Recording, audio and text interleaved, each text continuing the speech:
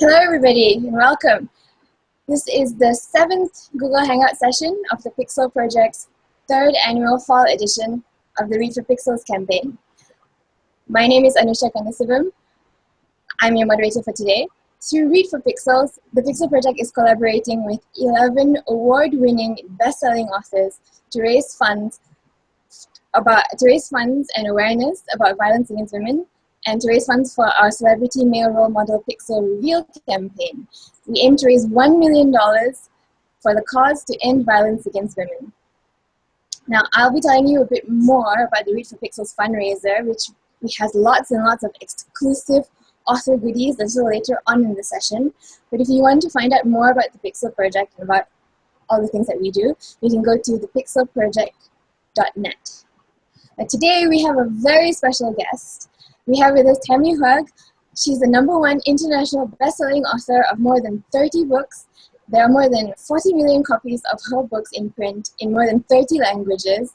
She is renowned for combining thrilling plots with character-driven suspense. And Tami first hit the New York Times bestseller list with Night Sins, and since then, each of her books has been a bestseller. So here's Tami. Hi, Tami. Hi. Thank you so much for joining us today. That's my pleasure. Glad to be. Okay, so Tami is going to do a live reading from her book, The Bitter Season, and then we're going to have a little discussion and a Q&A session, which you can participate in. But before we do that, I am going to tell you about the author goodies that Tami has donated to us. So all these goodies have been set up as perks on our Indiegogo page. So Tami and her publisher, Dutton Books, have jointly donated 2 thrilling book bundles, and the bundles feature 4 paperback editions of Tami's thrillers. Now these are The Bitter Season, which is a first edition paperback signed by Tami, Cold Cold Heart, The Ninth Girl, and Down the Darkest Road. Now, Tami has been so wonderful and has donated a bonus surprise perk. It's amazing, okay? This is going to be up on our Indiegogo page by the end of this session, so you can go and check it out. Tami is offering one of you guys, the opportunity to have a cameo appearance in her next book. She will use your name for a minor character. She will describe you. She will give you a line or 2 of dialogue. Now, you might become a witness or a property clerk in a sheriff's office. It's Tami's choice. She hasn't decided yet. Tami will mention you in the Read for Pixels campaign in the acknowledgements of the book, and she will send you an autographed copy of the book. This is such an amazing perk. It will be up on Indiegogo by the end of the session, so please go check it out. All this and more goodies are available on our on the Indiegogo fundraiser page. You can please give generously. All the funds that we get from this page are going to go towards the Pixel Project Celebrity Male Role Model Pixel Reveal campaign. Now, later I'm going to tell you about how you can donate and how you can get your hands on all of these goodies. But first, let's get back to Tami, because this is what you guys are here for. Tami is going to do a reading. Over to you, Tami. Here I am still reading. I'm going to read a little bit from The Bitter Season, and I've chosen a character who's pivotal to the story. There are a couple of different cases going in this book, and this character, Evie, is kind of the linchpin to this. And she has a very troubled background, and she's trying to build her life above what she's had to live with in her past. The dream took her back to a place she didn't want to go, to a time she didn't want to remember. Even in the memory, she felt so empty and so alone, the emotions creating a physical pain inside her. She was alone in the world. She had no one. Her mother was gone. Gone for good, not gone to a rehab or gone to a hospital or gone on a bender. She was dead. She was gone and never coming back. As damaged as she had always been, as inadequate as her capabilities as a parent had been, she had been Evie's only relative. the only person to which she truly belonged, and vice versa. It had come as a surprise how hard it was to lose her.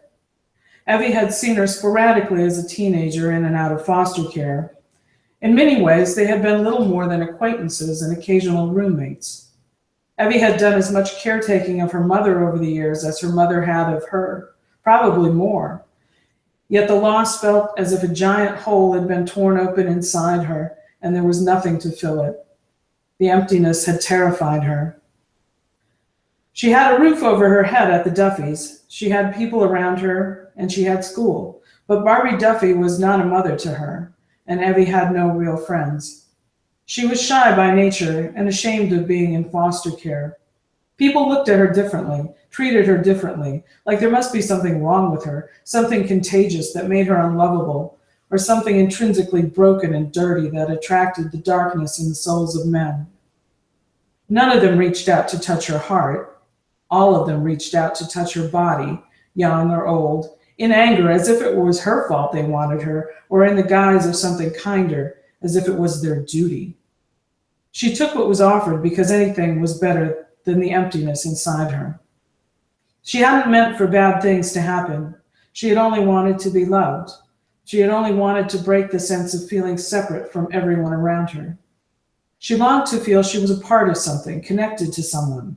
How could that be so wrong? In the dream, everything was dark, all moonlit shapes and forms. Comfort came in secret. She grabbed it with both hands and held on. Hands and mouths and tangled legs, beating hearts and hot breath. But even in the attempt to connect to someone, she felt detached from her body, as if the essence of her being was just a tiny ball of energy trapped inside an empty shell. Frightened and confused, she held on tighter. She wanted something more, needed something she couldn't name, because she had never known it. She had never meant to hurt anyone, but in the end she had destroyed everyone she cared about most. As if her heart were Pandora's box. She had opened it and chaos had tumbled out like an avalanche, crushing everything in its path. She had spent years in purgatory trying to pay for the damages. She was still paying on nights like this one when she dreamed of sex and violence and what her past could do to her present. She woke up gasping for air, drenched in sweat, shaking, crying, dizzy, nauseated. She tumbled out of bed, tripping on the covers, and hurried into the bathroom to be sick. When her stomach was empty, she brushed her teeth and turned the shower on. Stripping her nightgown off and dropping it on the floor, she stepped under the water, gasping because it was still cold. She didn't care. She needed to wash the sensation of the dream away, the sensation of being dirty and defiled and disgusted with herself. She lathered herself with soap and scrubbed her skin with a loofah until it hurt. Afterwards, she felt weak and shaky. She wrapped herself in a towel and sat on the edge of the tub, trying to pull herself together. She wished Eric were there, and at the same time was glad that he wasn't. She didn't like to burden him with the after effects of her past. He knew a lot about her life and the things she had been through, but there were memories she had chosen not to share with him, things that haunted her, things she regretted even after all these years later, that, as much as he loved her, she feared he wouldn't be able to understand or forgive. The prospect of losing him for mistakes she made all those years ago was more than she could stand. And yet she knew there was no escape. Her past was part of who she was and who she had become. The past was like a stone thrown in a lake, the ripples going on and on and on. It was the ominous other shoe, and she felt the weight of it hovering over her, ready to crush her and all she held dear. And all she wanted to do was ignore it and hope it would go away. Detective Liska had called again and left a message saying she had a couple of additional questions. Evie hadn't called her back. She thought of Jennifer Duffy, who had been like a little sister to her for that brief time. She had wondered for a long time after leaving the Duffys what would become of Jennifer. How much did she know? How much had she understood? Detective Liska had said Jennifer struggled for years after, another casualty of the past. Evie's heart ached for her. My fault, she thought. She had only wanted what every child did, to be loved. And in the end, she had caused nothing but death. And I'll leave it at that. Okay, that was pretty intense.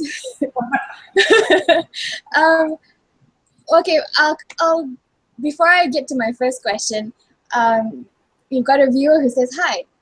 Stratchik, I hope I'm saying your handle correctly. Stratchik from Texas says hi. Hi, Tami. Hello. Hopefully you asked some questions, Stratchik. Okay, so we saw just from that small little section that you read that your characters are, some of them go through some pretty intense things. And I've noticed that your novels feature a huge variety of female characters. Yes. And there are so many times when female characters in fiction are stereotyped to be or act a certain way just because she's female. How do you work around that to create a female character who has agency, who's empowered enough to know and claim her rights? You know, I think it depends on the character, really. I mean, we have this character, Evie, in the Bitter season, who, you know, grew up in foster care and had to struggle to overcome a lot of different things, and we see her, you know, try to build her life, you know, with the help of community of people who reach out to her. You know, she's fortunate enough that people reach out to her to help her, and she rises above that, you know. And I just, you know, I think it needs to be, I mean, you know, when I create a character, I want that experience with the reader to be very intimate. You know, so this is somebody you're meeting. This is somebody that you get to know very quickly, and you know more than just the surface of who they are. You know, you see very quickly what her struggles are, what they have been, what they continue to be. And, you know, I think that, you know, it's just giving the character as much dimension as possible. Mm. Yeah, which brings me really nicely to my next question, which is there is a range of positive and negative relationships between the characters in your stories, men and women and women and women. It seems to kind of be a secondary consideration for many writers, ironically even in romance or chick lit, that to show relationships between women. Why do you think it's important to portray these kinds of relationships?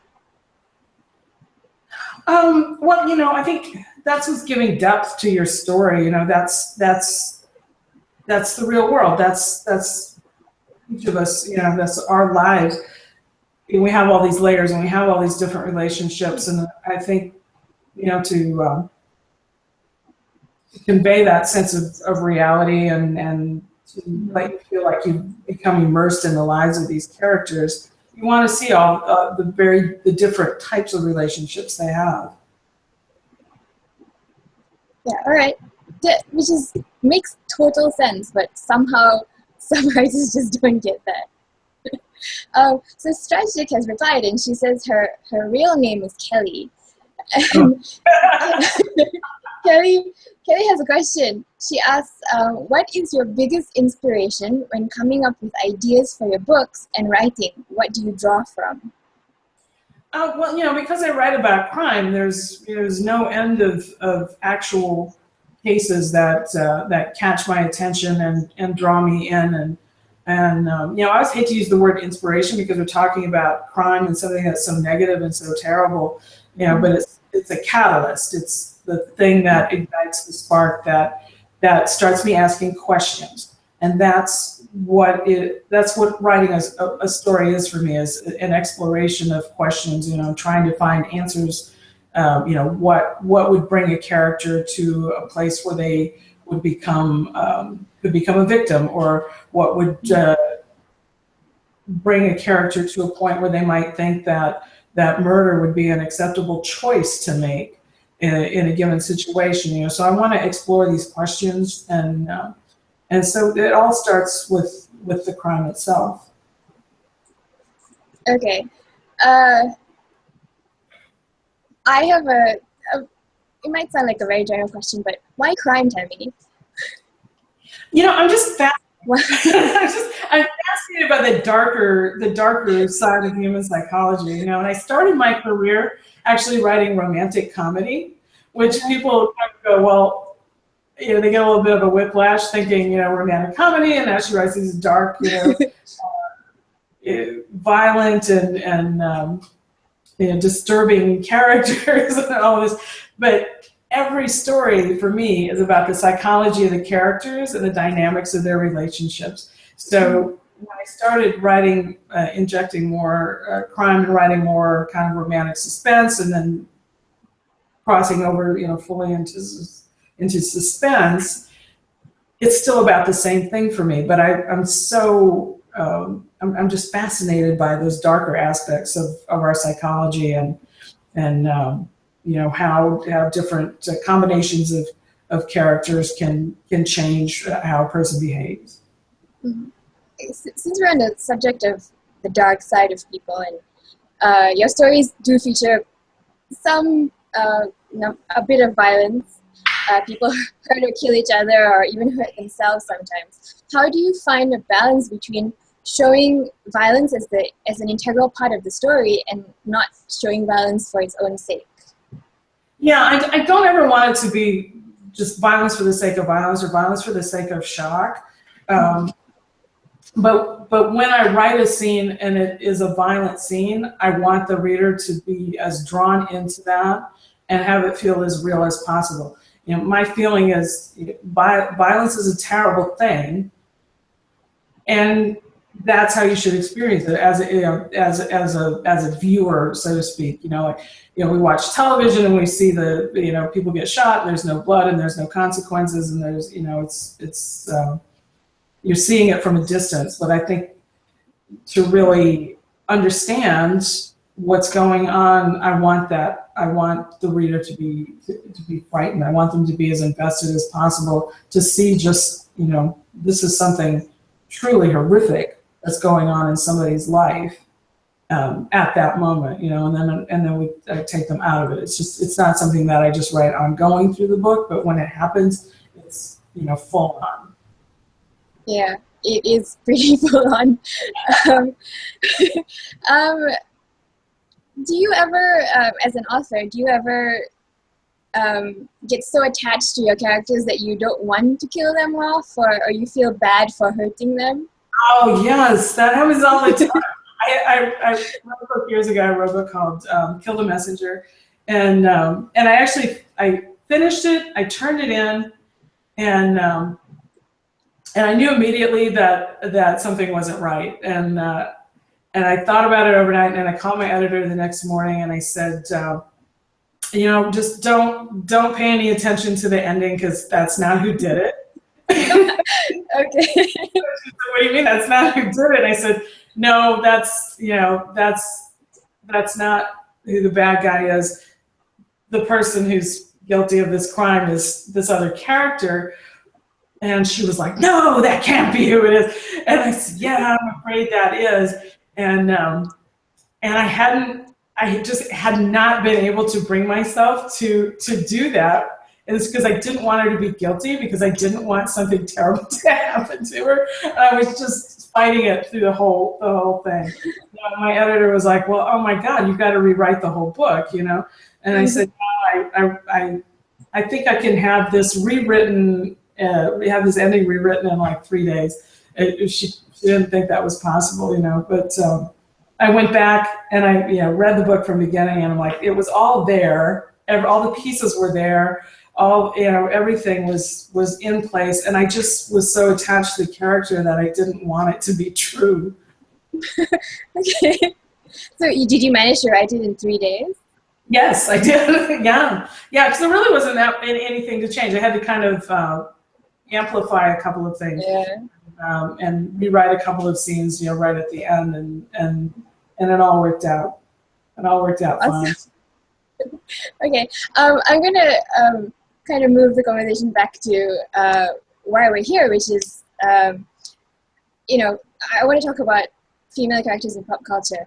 Now, there's this kind of trope nowadays of strong female character. It could be physical strength, mental strength, personality strength. What is your definition of a strong female character? How would you portray someone in one of your books?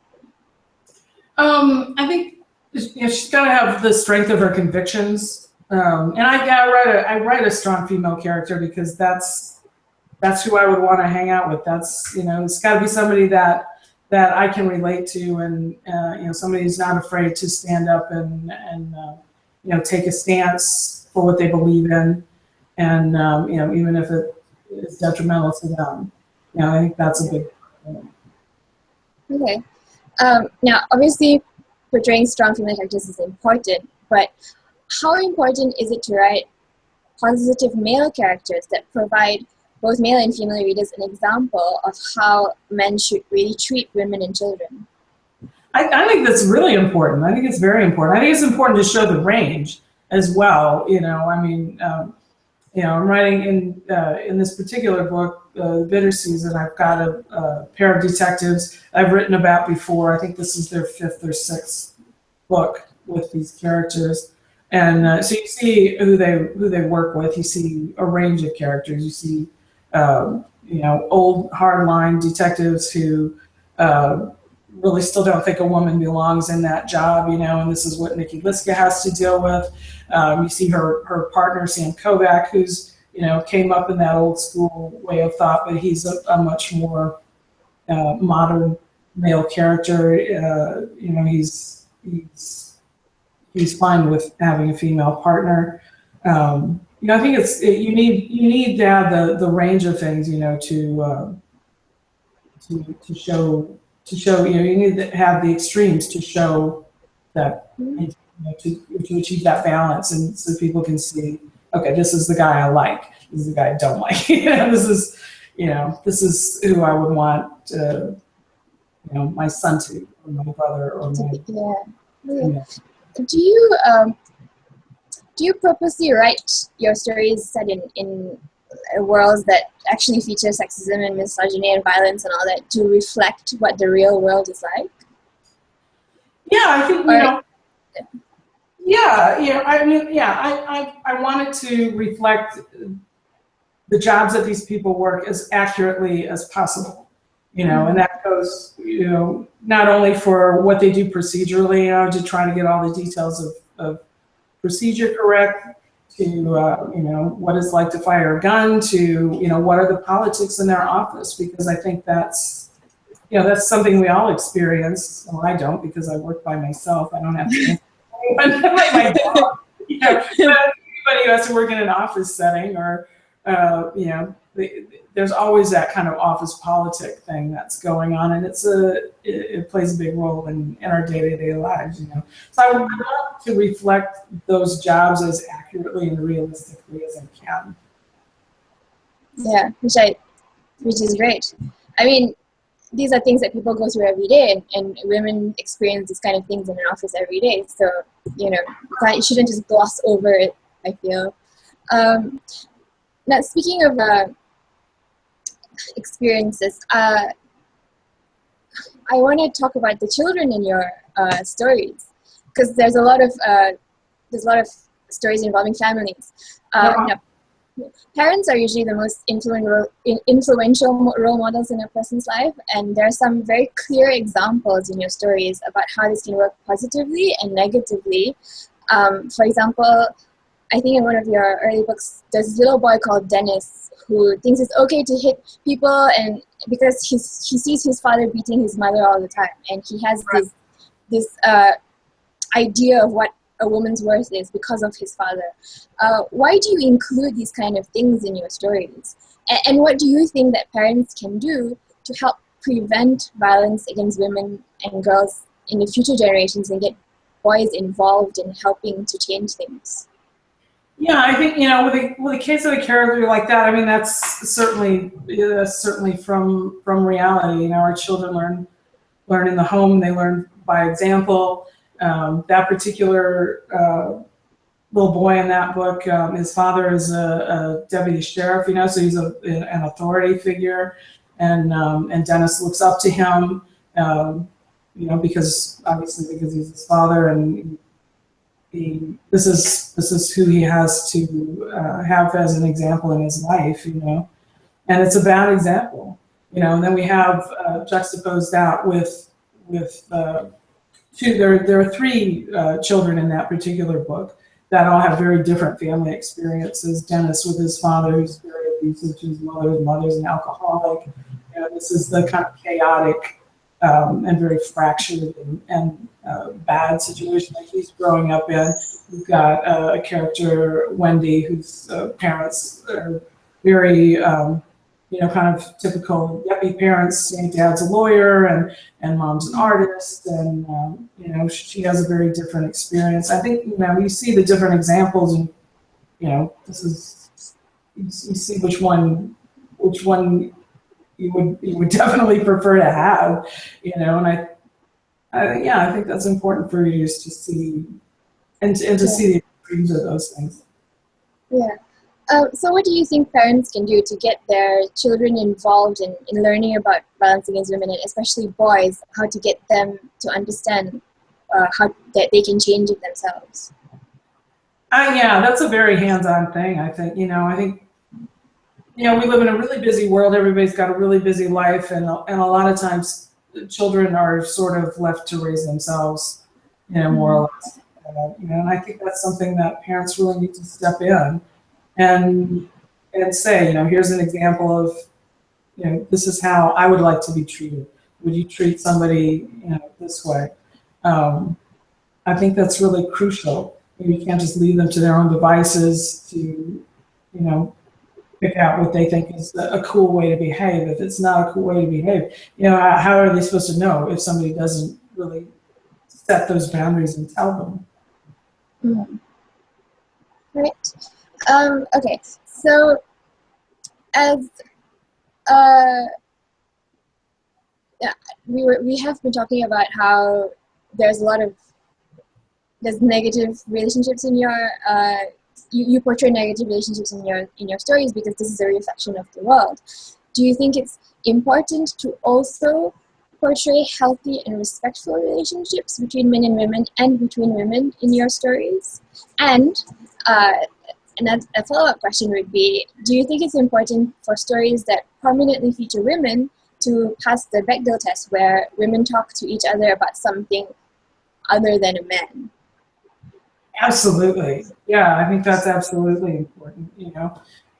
Life is about more than do you have a boyfriend, you have to have a more well-rounded existence than that, for sure. And yeah, I think, to show a range of relationships is important, and it's real. And it can't, I want women to have more depth than to just talk about, what they did on a date last week. Yeah. Talk about men. That's the only goal in life is, to find the right guy. Maybe you need to find happiness within yourself and to be fulfilled within yourself. I think that's important to push that idea to first, and not just to women. I was at Starbucks the other day, and the guy standing in line behind me was talking to a friend of his about how the only way to get over a bad relationship is to move on to the next person. And I wanted to turn around and say to him, maybe you should take a step back and fulfill who you are. And your life doesn't have to be about, are you in a relationship or not in a relationship? Work on yourself. That's true. We have a question from a viewer. Regina asks, why did you make the switch from writing romances to writing crime thrillers? Within romance, I started to play with a lot of different elements. Like I said, I started out with romantic comedy, which was a lot of fun to write. But I didn't want to get pigeonholed into one specific thing. So with each romance novel, I would try a hand at a little something different. And I started dabbling with aspects of suspense, and I just found that I really enjoyed it. And I started doing more and more research into the police work and into the psychology of it all, and that just kind of drew me deeper and deeper into that. I like being able to explore those darker elements of people's minds and their relationships, and I like scaring people. That's fun. It's actually fun to write something that's really scary, and I just find that I enjoy that a lot. And also it's a little more open-ended as far as within romance, you have, well, within every genre, you have a structure that's the framework of what you do. And there's a certain expectation from your audience, so within romance, you have to wrap it up in a certain way, so you've got ultimately the happy ending and everything's tied up in a nice bow. And I was finding that just wasn't, it's not real. It certainly wasn't my reality. And I wanted to be able to step outside of that and do some different things. That's interesting. Yeah. Do you find writing crime thrillers more enjoyable than writing romance? Oh, that's kind of a hard question, because it is so different. It's very intense, obviously. It probably takes more of a toll on me than writing romance did, because the way I write, because I write very character-driven stories, it's kind of like method acting, so I kind of been putting myself through all those emotions and everything that the characters are going through. So it's more exhausting in a way. It beats me up a lot more, but ultimately I find it very fulfilling. Right. I also I know that you do a lot of research. Like, I know that you learn how to use a gun, and you have a license. You have a license to carry and all that. So, how much research do you actually do to like get into characters and get into the story? What kind of things have you done? Yeah, well, I just got back from a conference called the Writers Police Academy, which is held every year. It's specifically for writers. It's held at a police academy and taught by their instructors. And you go through courses that police recruits would go through. You go learn how to use a handgun. You learn how to use a rifle. You can drive a police car. You can, you taught risk assessment and things like that.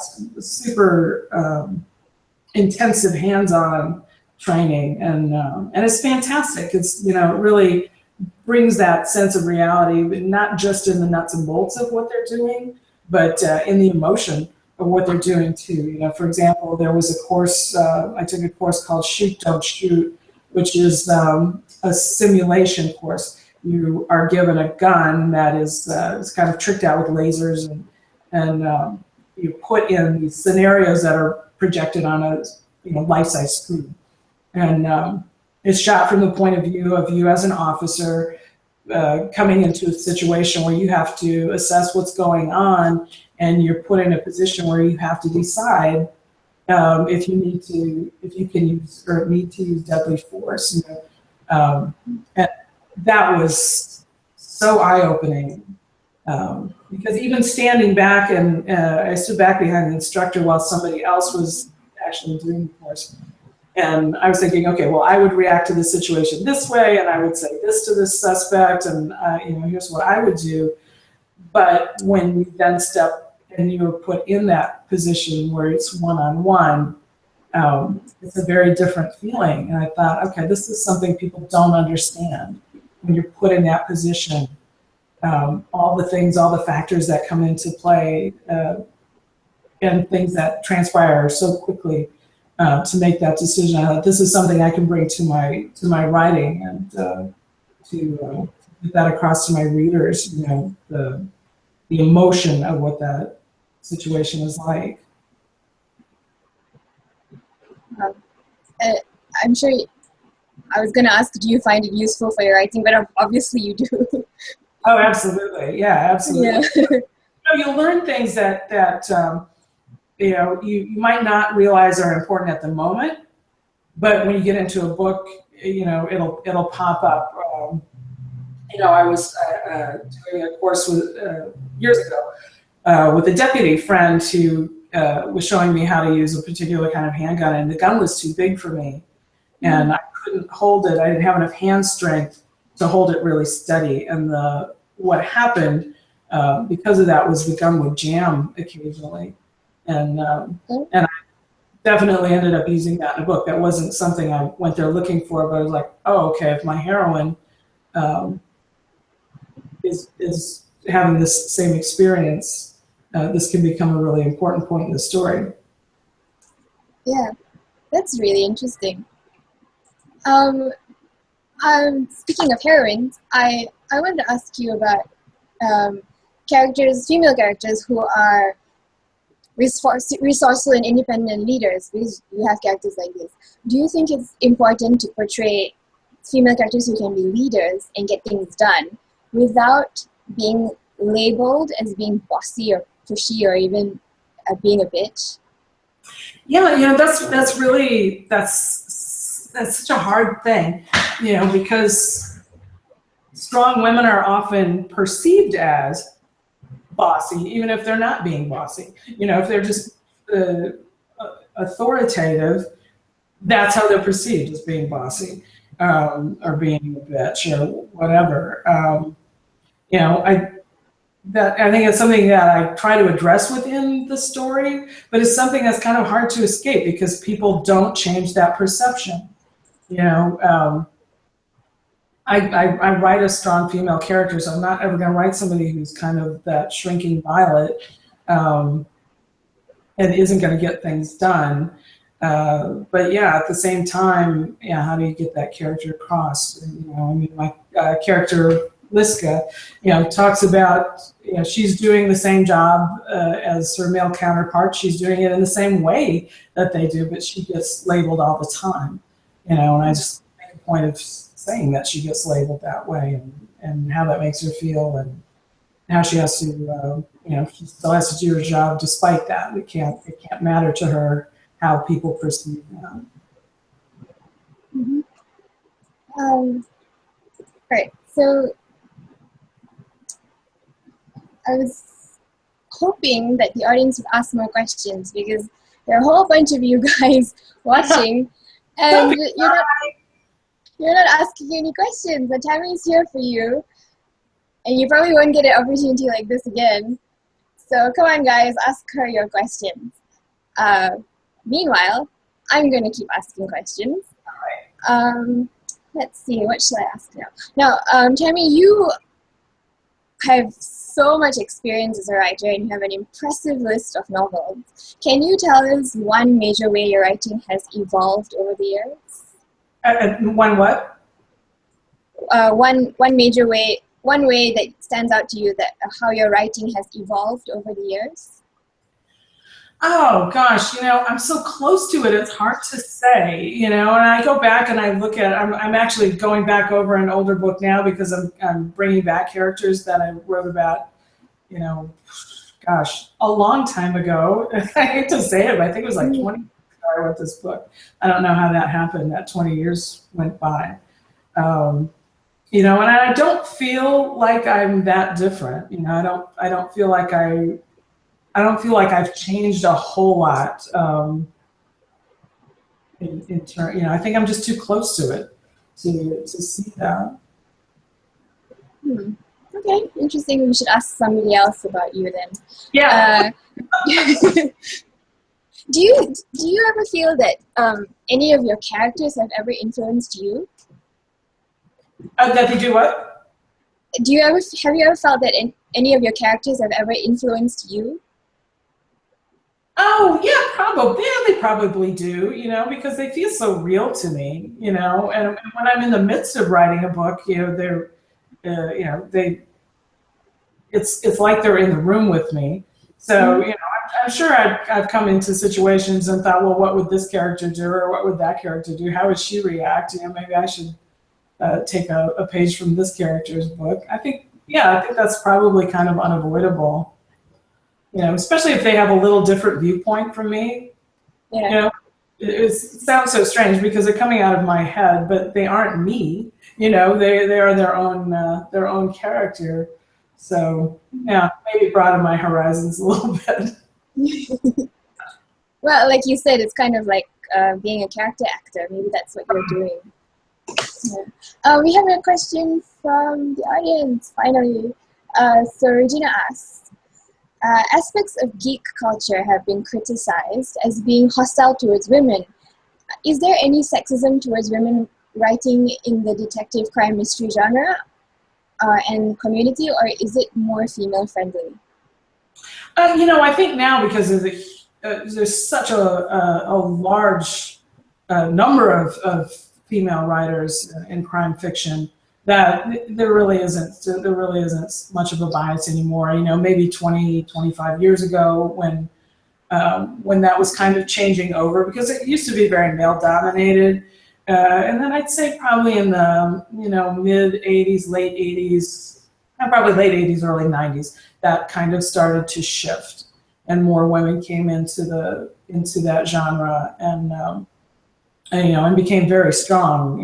Now it's, I don't know if I would say it was female dominated, but it's certainly there's certainly a lot of female crime writers, and they're very well respected. Within the writing community. I think I think now it's not the old boys club anymore. Mm-hmm. Do you think it's gotten better over the years? Oh yeah. Oh, for sure. Okay. Okay, that's great, actually. Oh, Kelly says that's a good question. Thanks, Kelly.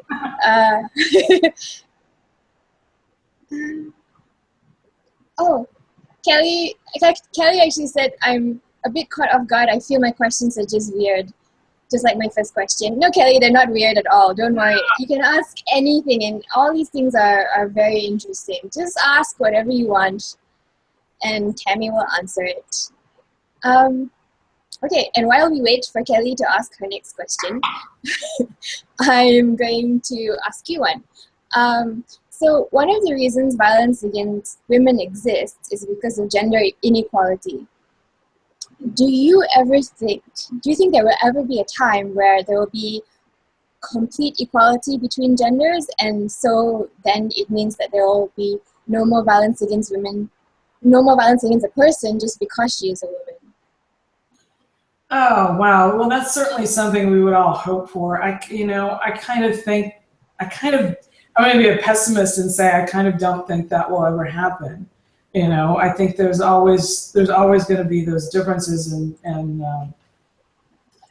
just from a strength perspective, from the idea of somebody feeling that they need to dominate another person, to succeed or to elevate themselves. I think that's just kind of a hard thing to think that we're ever going to really get past that.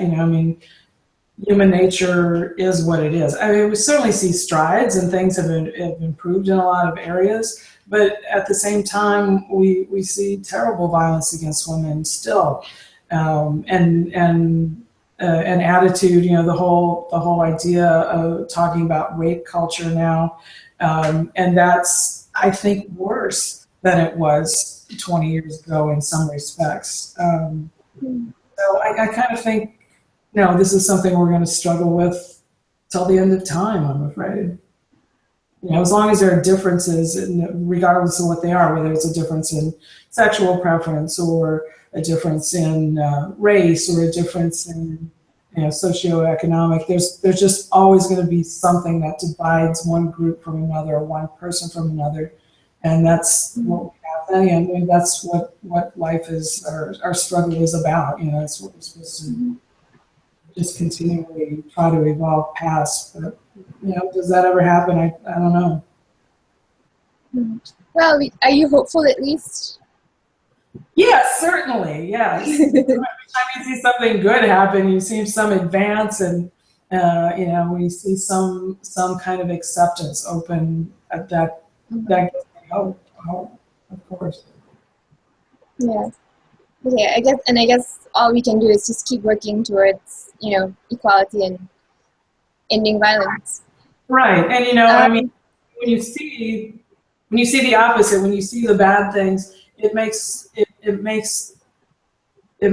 people who want to change that situation step up and work harder and bring more people into that. And so it's a little bit needing the bad to get the good, I guess. Mm-hmm. So, in your opinion, what can authors like yourself do to support efforts to kick off social change to end violence against women? Well, I think bringing attention to those kinds of issues within what we do, and show some kind of positive, show characters who try to make a positive change. I think that's the best thing we can do. To try to bring that conversation through what we do, through telling a story. Mm-hmm. And that's something that people have done for millions of years. Through the telling of the story, you try to advance. And I think that's the best thing we can do. Right. Now, you have been so incredibly supportive of our Read for Pixels campaign and our... before I ask that question, I'm actually going to ask a question from the audience. We just got one in. Okay, so Regina asked, some crime genres like noir, hardboiled detective fiction, and thrillers still seem to have female characters being the victims or damsel in distress. Do you think this is changing? I think it does change somewhat. It's hard, from a writer's perspective, and I'm writing from a woman's perspective, and so, I do write female victims. I don't want to portray women as a gender as being victims or as being weak or anything like that. But that's part of the story. You putting a woman in jeopardy. But I think it's what you do with that character when you get them there. Are they resourceful? Are they sitting back waiting for someone to save them, or are they being resourceful and trying to save themselves? I think that's a big difference. Mm-hmm. And I think more of that now. We don't see so many characters that just female characters that sit back and wait for the hero to ride in on a white horse and save them. They've got to be plucky and find that inner strength. Mm-hmm. And I also find that a female character can be strong and have that inner strength and the confidence to do stuff, but asking for help is another kind of strength. What is your opinion about that? About having? That's absolutely true. Yeah. I think I think about situations that I've been in personally where I think I didn't react the right way because I didn't ask for help. And that is important. You can't. If you can get help for whatever, you should be strong enough to reach out and ask for it. But that's a whole other kind of strength. It really is. Absolutely. Okay, so I'm going to go back to the question that I was starting to ask just now, which is about you being really supportive of our Read for Pixels campaign and our anti-violence against women work as a whole. Just could you tell us why do you support this cause? Well, it is kind of near and dear to my heart. I always think, especially this time of year, I reflect back on a very dear friend of mine, someone that I went to school with, somebody who was a bridesmaid in my wedding, a very strong, assertive woman who became a vice president of the bank and was shot and killed by her estranged husband. It's been, gosh, now it's probably been 4 or 5 years ago because time goes by. But, when it touches you personally like that, I take that to heart, and I want to bring that message, to readers and to try to bring that kind of awareness, that something that happens, and it happens in all walks of life, and it happens to all kinds of women, even somebody as strong and successful can be a victim just as easily as somebody who's not. And it's important, I think, to bring that kind of awareness and reality to people. Well, thank you, Tami. Thank you so much for your support. It means a lot to us. And now, I guess if nobody's going to ask any more questions, I have my very last question to ask. Okay. Now, throughout the session, we've kind of been talking about how people can be role models, especially for families and children and everything. Who would you say is your role model? Oh my gosh, that's a really hard question. Is it? Oh my goodness. Oh, who's my role model? Oh wow. Anyway, because I'm so independent. Right. I'm sure I've taken bits and pieces from different strong women over the years. You know, women in public office, women in service, and into women that I've met in doing my research. You know, women who work in law enforcement, women who have been pioneers in forensic psychology, and so there are a lot of different. It's not just one for sure. Well, that's a good answer, because you wanna model yourself on various good things from different people, and that would make you a wonderful person, which you are. So. Okay, well, guys, that brings us to the end of the session, and I want to say thank you to everybody who asked questions. Thank you, Kelly and Regina, and thank you, viewers. Even if you didn't ask questions, thank you for being here, and thank you, Tami, for giving us such great answers and sharing all your thoughts with us. Now, I am going to tell you guys about how you can get your hands on all of the author goodies that we have on our Indiegogo page, including the stuff that Tami has donated. Now, I'm going to tell you what Tami has donated. Tami and Dutton Books have generously donated 2 book bundles, and each of these bundles feature 4 paperback editions of Tami's thrillers, which are The Bitter Season, which is going to be a first edition paperback signed by Tami, Cold Cold Heart, The Ninth Girl, and Down the Darkest Road. And that surprise bonus perk that Tami has just donated to us, and which is actually up on the Indiegogo page right now. It's just gone up. She's offering somebody, one of you guys, the opportunity to have a cameo appearance in her next book. She will use your name for a minor character. She will give you a line or 2 of dialogue. You might become a witness, or a property clerk in the sheriff's office.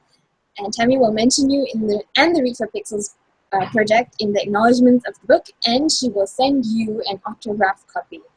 All you have to do to get your hands on the book bundle or this wonderful surprise perk that Tami has given us is to go to our Indiegogo page, and I am going to show you how to do that.